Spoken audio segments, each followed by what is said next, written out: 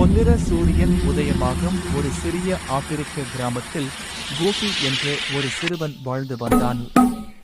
கோபி மிகவும் ஏழை. ஆனால் அவன் மனம் கனவுகளால் நிரம்பியது. ஒவ்வொரு நாளும் தன் குடும்பத்திற்கு உதவ கோபி கடினமாக உழைத்தான். ஆனால் அவனுக்கு மகிழ்ச்சி தருவது ஒன்று மட்டும், அவனுடைய சிறிய மேளம். கோபி மேளம் அடிக்கும் போது குழந்தைகள் சிரித்தார்கள். கிராமம் மகிழ்ச்சியடைந்தது. ஒரு வருடம் மழை வரவில்லை. கிராமம் முழுவதும் கவலை சூழ்ந்தது. அந்த நேரத்தில் கோபி நம்பிக்கையுடன் மேளம் அடித்தான்.